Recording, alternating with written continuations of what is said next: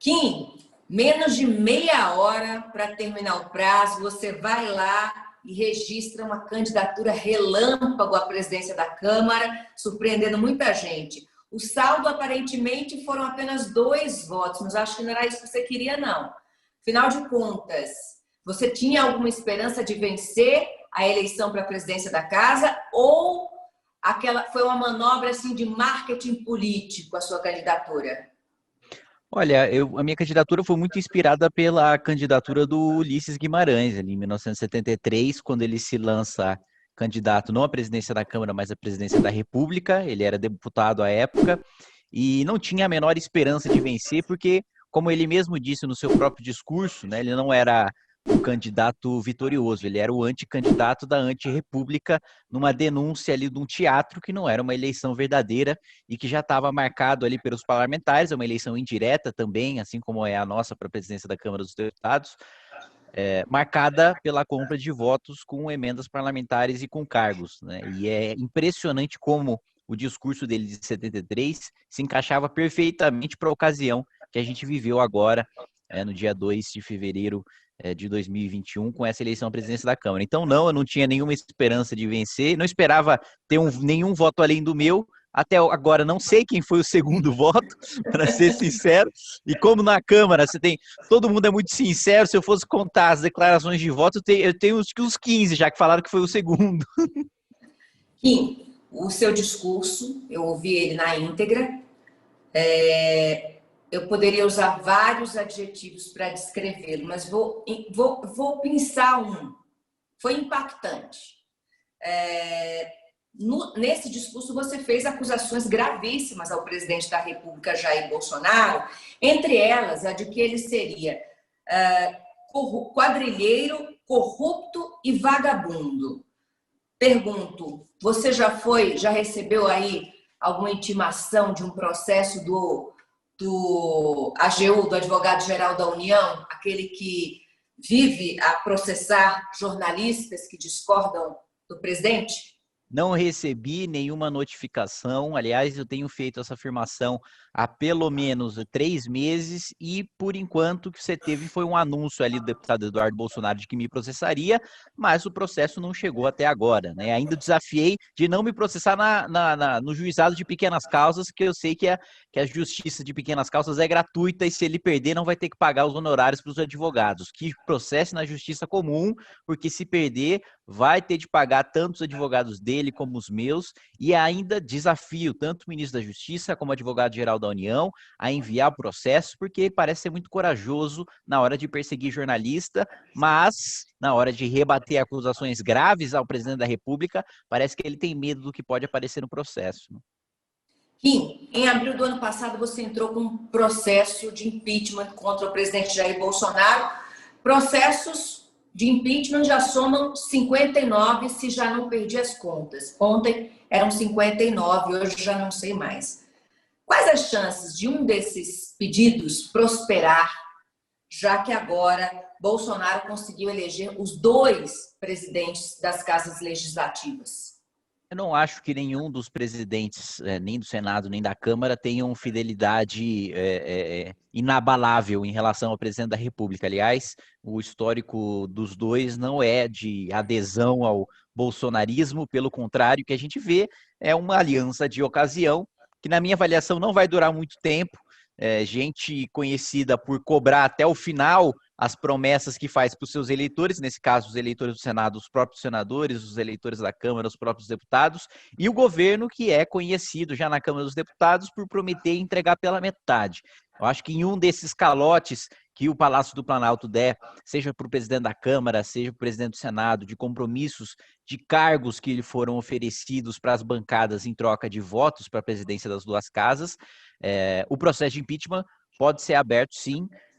Isso, claro, combinado com uma queda de popularidade que já começou, já despencou para 26%. É o presidente com a pior avaliação em 2 anos de mandato, né, da história da nova república, aí, pelo menos desde 1985, 1988. E a economia também, que não dá nenhum sinal de recuperação. Pelo contrário, a gente tem uma perspectiva péssima de crescimento pelo atraso na vacinação.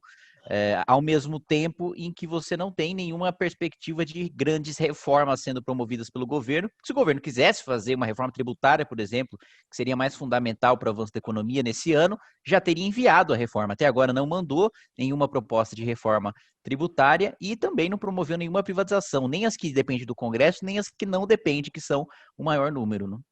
Você diria que esse novo Congresso Nacional, sob novas direções, está mais para tchutchuca ou está mais para tigrão?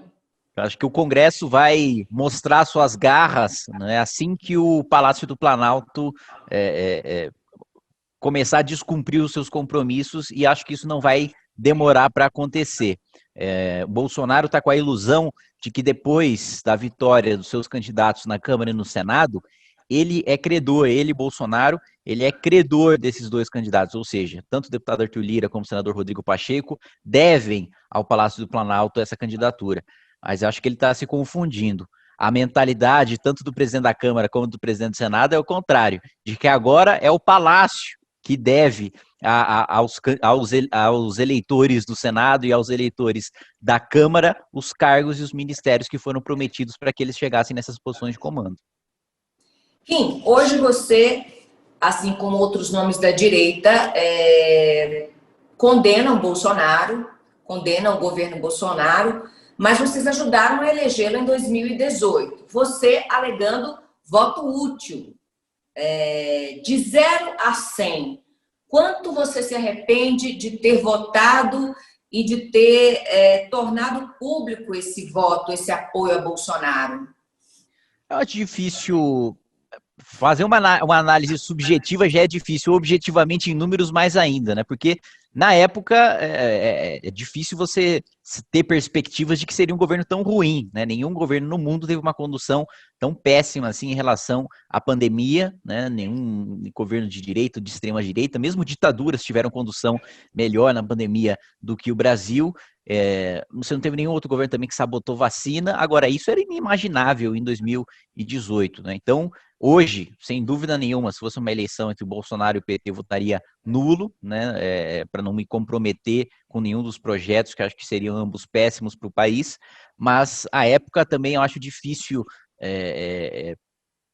dizer agora, sabendo tudo que eu sei hoje, depois de 2 anos de governo Bolsonaro, que ele se afastaria tanto de tudo aquilo que havia se comprometido a fazer na campanha, né? Então não consigo te dar um número de arrependimento, mas consigo te dizer que se eu tivesse uma visão do futuro, com certeza não votaria, não faria de novo. No segundo turno das eleições presidenciais, você declarou que votaria em Bolsonaro porque a possível eleição de Haddad seria, aí eu abro aspas para o que você falou à época ao portal UOL, uma ameaça à democracia e um cenário de totalitarismo assustador. E hoje eu te pergunto, um governo Haddad, se tivesse sido eleito, seria mais ou menos assustador que o governo Bolsonaro? Eu acho que estaria no mesmo patamar, né? O PT tem aspirações autoritárias, assim como o Bolsonaro tem. Da mesma maneira que, logo depois, em 2016, durante o processo de impeachment, né, o manifesto do PT chegou à conclusão de que o grande erro do partido foi não ter mudado os currículos das Forças Armadas e de ter limitado os veículos de imprensa, e que a gente tem notícia da revista Piauí de que o Bolsonaro se reuniu ali com seus ministros para avaliar a possibilidade, né, de fechar o Supremo Tribunal Federal. Você vê que ambos os projetos de poder são projetos de poder autoritários, são projetos de poder que hegemônicos, né? Assim como o Lula sufocou todas as outras lideranças de esquerda para se confundir com a esquerda brasileira, né? Para ele ser sinônimo de esquerda e que nenhuma outra liderança pudesse superá-lo, o Bolsonaro está fazendo a mesma coisa com a direita, né? Uma mentalidade stalinista. O inimigo externo, ele é positivo, ele ajuda porque ele justifica os erros do governante, ou seja, o Bolsonaro não faz um enfrentamento ao PT, os bolsonaristas não fazem um enfrentamento ao PT, assim como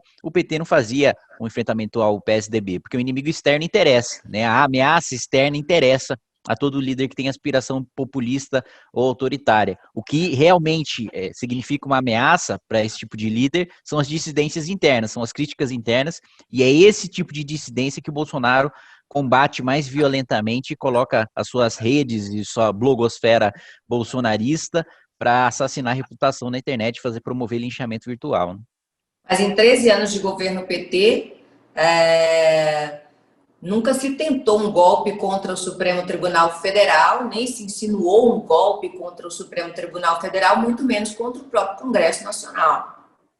Se insinuou, sim. Aí eu discordo de você, Raquel. Primeiro porque a institucionalização da propina como meio de submissão do Congresso Nacional ao Palácio do Planalto é uma forma de você acabar com a tripartição do poder e, portanto, de atentar contra a República. E a Dilma também... Mas isso assim havia como... até na época do Ulisses Guimarães, como você mesmo nos lembrou aqui. A cooptação de políticos, a cooptação do próprio Congresso, de integrantes do Congresso, é uma prática até bem antiga, né? Havia corrupção, mas a institucionalização da corrupção como método de governo, não. Isso foi sistematizado pelo Partido dos Trabalhadores. E, para além disso, durante o processo de impeachment, a Dilma também fez uma reunião muito parecida com a que o Bolsonaro fez com seus ministros para analisar a possibilidade, eu até me lembro, eu estava aqui em Brasília no dia, para analisar a possibilidade de decretar estado de defesa, para impedir que o processo continuasse. E ela só não foi em frente, porque como o Bolsonaro atestou que não teria apoio nas Forças Armadas para fazer isso. Então, eu acho que o período de tempo e as aspirações no poder não anula, né, as aspirações e o desejo que o PT tinha, e basta ver a própria autocrítica, entre aspas, que o partido fez depois que caiu ao poder, né? A grande diferença que eles viram entre o PT e o chavismo era essa diferença de ter... O chavismo conseguiu com sucesso aparelhar as Forças Armadas e limitar a liberdade de expressão, a liberdade de imprensa, e o PT, para dentro, né, para o seu manifesto interno, chegou à mesma conclusão de que a sua falha foi justamente não ter avançado mais nas Forças Armadas e mais em cima da liberdade de expressão. O MBL, que é o movimento que você ajudou a criar, o Movimento Brasil Livre, ele cresceu com o antipetismo e também com apoio à Operação Lava Jato. Na semana passada, você disse no Twitter que quem matou a Lava Jato foi Jair Bolsonaro. E eu te pergunto, foi queima de arquivo? Não tenho dúvida nenhuma de que o Bolsonaro, o único interesse dele na presidência da República hoje e o trabalho que ele faz todos os dias no Palácio do Planalto é para livrar a si mesmo e a sua família da cadeia, né? E isso inclui, né, sufocar operações como a Lava Jato, como a Greenfield, como outras operações que investigam, seja escândalo de corrupção, de concussão, de peculato, de lavagem de dinheiro, de formação de quadrilha, como são as acusações que seus filhos, Carlos e Flávio, sofrem hoje, e que eu não tenho dúvida nenhuma, pela denúncia, pelo teor da denúncia contra o senador Flávio Bolsonaro, pelo histórico da carreira política dos filhos, que toda inteira foi guiada pelo pai, que era um esquema familiar, que era uma franquia, o escândalo de desvio de dinheiro público, e que Jair Bolsonaro era o grande chefe, o grande nomeador de todos. Queiroz não era amigo de infância, nem foi colega de sala de Flávio Bolsonaro. Era amigo de infância e foi colega de sala de Jair Bolsonaro, e uma nomeação de Jair Bolsonaro para o gabinete do seu filho.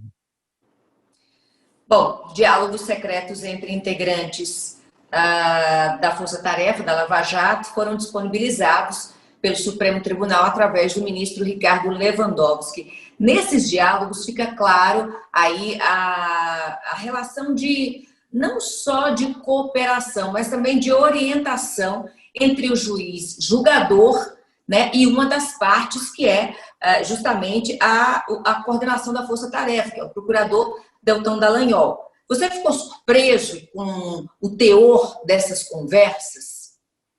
Eu ainda não li todas as conversas, né? Acho que eram 50 páginas aí do sigilo que foi levantado pelo ministro Ricardo Lewandowski. O que eu li foi aqueles vazamentos anteriores, né? Do Intercept, né? Exatamente. E que para a maior parte das sentenças, eu acho que esse foi um entendimento, inclusive, que o STJ teve nessa semana. Não houve grande prejuízo ao processo, não houve grande prejuízo à defesa. Dessas 50 páginas do levantamento de sigilo do ministro Ricardo Lewandowski, eu realmente ainda não li, então não consigo opinar. Você acha que o julgamento de Lula foi realizado por um juiz isento? Essa pergunta não é uma pergunta para o político Kim Kataguiri, mas para o estudante de direito Kim Kataguiri. foi por um juízo isento, eu acredito que a sentença foi uma sentença bem fundamentada, que nos autos demonstrava isenção e imparcialidade do juízo, e que posteriormente foi combinada, foi confirmada, né, pela segunda instância, foi confirmada pelo STJ, foi confirmada pelo STF, pela imparcialidade, pelo rigoroso cumprimento do devido processo legal, e que muito dificilmente será anulado em instâncias superiores, salvo, né, algum fato superveniente desse levantamento de sigilo das 50 páginas aí, que, como eu te disse, não consigo dizer, não consigo te opinar por causa por não ter lido ainda. Mesmo depois das conversas reveladas entre Moro e Dallagnol, da Da vaza, orientação de testemunhas, da Vaza da Jato, ingerência no processo da de Vaza Jato, investigação. sobre a Vaza Jato, o máximo que eu vi foi sobre um promotor ou outro promotor participar de audiência, o que não é ilegal, ou sobre também oitiva, né, ordem de oitiva de testemunha, ou pedido de prisão preventiva e pedido de prisão provisória, o que também não é ilegal, né, durante a fase de inquérito.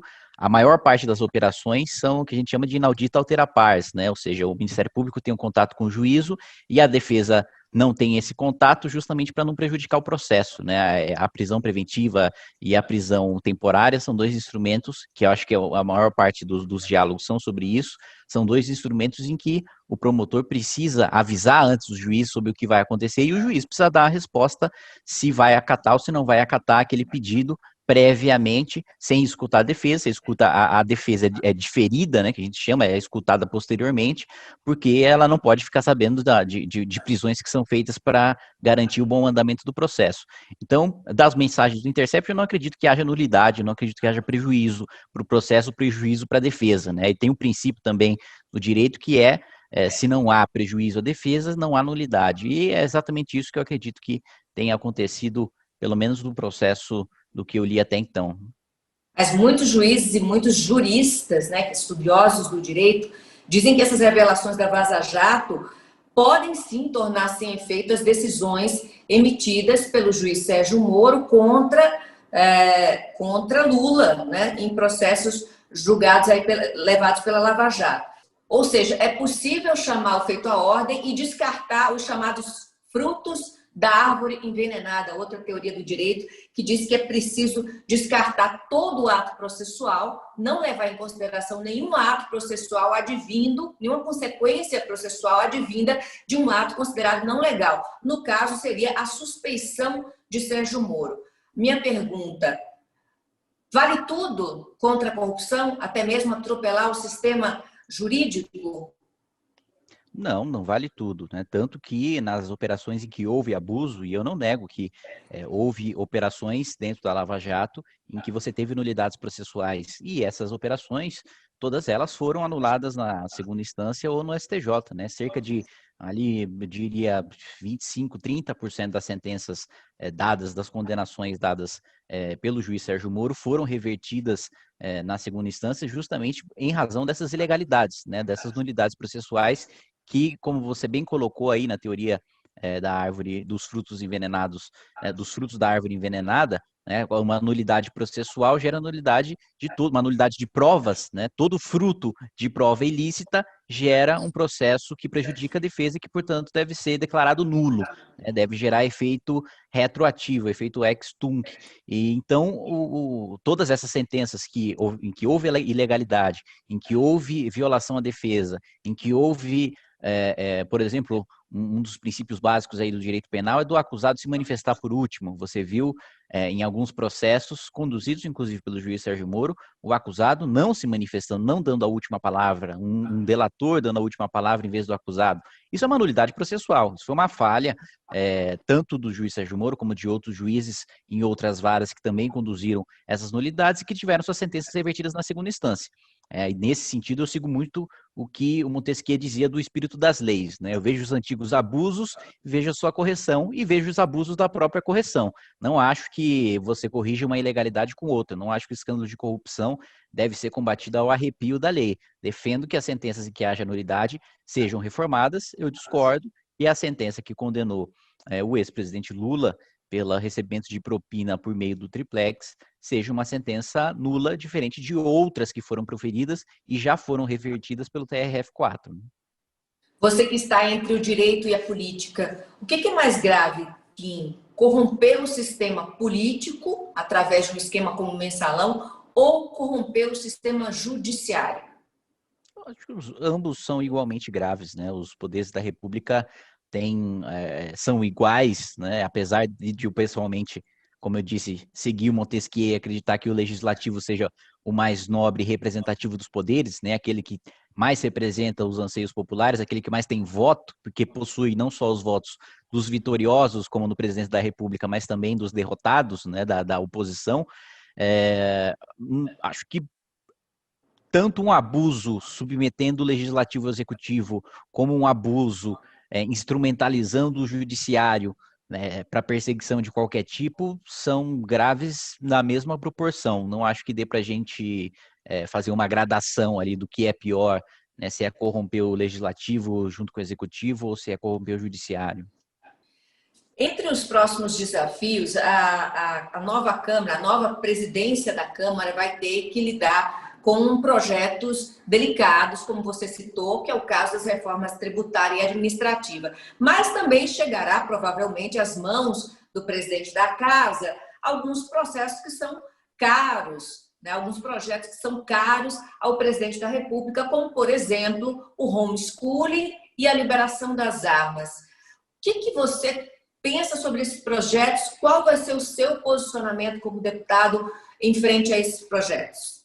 Bom, eu sempre defendi o porte de armas para quem tem residência fixa, para quem tem profissão, para quem não tem antecedentes criminais e passa pela avaliação de tiro e seja de capacidade de proficiência, seja de capacidade mental. Não acho também que o Brasil deva ser seguir a mesma legislação que o Texas, por exemplo, né, em que você pode, já ao menor de idade, sem documentação, pode adquirir uma arma de fogo numa mercearia, mas acredito que um direito fundamental do cidadão é o direito à legítima defesa, inclusive contra o próprio Estado quando ele atenta contra as suas liberdades, que é um dos fundamentos da Constituição americana e que, historicamente, o Brasil foi mitigando esse direito, principalmente a partir da Revolução de 32, ali do embate com Getúlio Vargas, em que as polícias militares tinham mais autonomia, tinham as armas, o calibre das armas das polícias não era restrito, e justamente por isso São Paulo conseguiu oferecer, o Estado de São Paulo conseguiu oferecer uma resistência ao golpe do Estado Novo e a tentativa bem sucedida de rasgar a Constituição. A partir desse momento que você foi tendo a limitação e as restrições de calibre e de porte, eu acho que foi uma justificativa histórica absolutamente autoritária e que não deve permanecer nos dias de hoje. O homeschooling, eu acho que hoje você já tem a possibilidade de obter um certificado de ensino médio sem nunca ter frequentado o ensino médio ou o ensino fundamental. Basta, acho que, tirar uma nota maior do que 500 em todas as matérias do Enem. Então, um homeschooling, para mim, se um aluno, né, se uma família deseja educar o seu filho em casa e passar por um teste como o Enem, para obter o certificado de ensino médio, eu não vejo nenhum problema nisso. O problema seria se houvesse abandono intelectual, né? Se não houver prova, se a família de fato negligenciar completamente a educação dos filhos, né? Isso inclusive é tipificado como crime. Mas se o filho passa por um teste como o Enem ou outra avaliação a ser criada, eu não vejo problema na educação ser feita em casa, né? Você entrou agora com um pedido de afastamento do chefe do GSI, o general Heleno. Por quê, Kim? Porque ele conduz uma operação, e também entrei com uma ação popular para pedir o afastamento do chefe da ABIN, né, o Ramagem, porque ele conduz uma operação absolutamente ilegal de produção de relatório para a defesa do senador Flávio Bolsonaro e orientaram, inclusive, o presidente da República a demitir, né, um dos corregedores ali da 7ª Região Fiscal, que inclui Espírito Santo e Rio de Janeiro, acho que é Cristiano Paes o nome dele. E o presidente da República obedeceu, né? Ele exonerou do cargo para blindar o próprio filho de investigações que envolvem a Receita e que envolvem o COAF, né? O presidente da República também tentou extinguir o COAF via medida provisória em 2019. Felizmente, uma emenda de minha autoria na comissão especial conseguiu barrar essa extinção, mas o que você tem é tanto o ministro do Gabinete de Segurança Institucional como o chefe da ABIN e o presidente da República conduzindo uma operação ilegal em que a inteligência do país, que deveria servir a propósitos públicos, ao interesse público, está servindo ao interesse privado de proteger um filho do presidente da República denunciado por corrupção e por lavagem de dinheiro.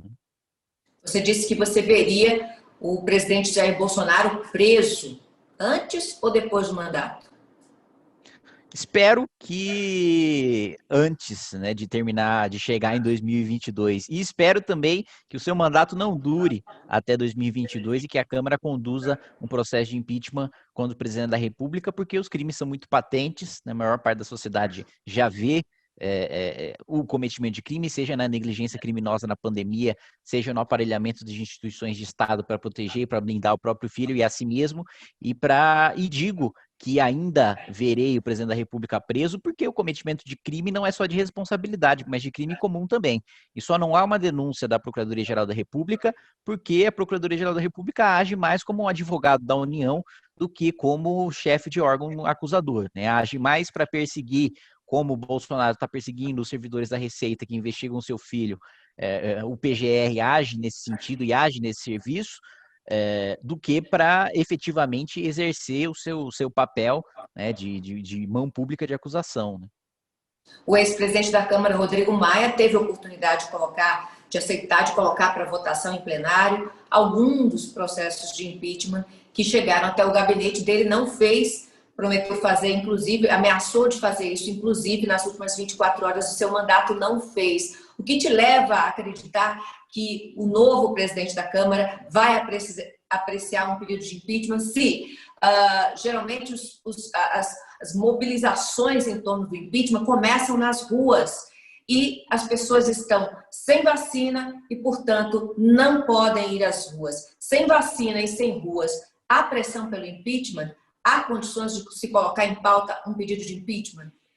Que há condições sim, porque existem alternativas de mobilização, né, como carreatas e panelaços. A popularidade do presidente da República cai cada vez mais, primeiro pelo fim do auxílio emergencial e segundo pelo esgotamento da paciência de alas mais ideológicas que apoiavam o presidente por ainda ter alguma esperança de ver avançando alguma agenda reformista, alguma agenda de combate à corrupção e ver que essa agenda está completamente travada. Então, eu acredito sim que é possível, ainda que a gente não possa convocar manifestações de rua, que a gente tenha atos que demonstrem a força e a adesão popular pelo impeachment e que isso pressione a Câmara dos Deputados a levar o processo em frente. Né?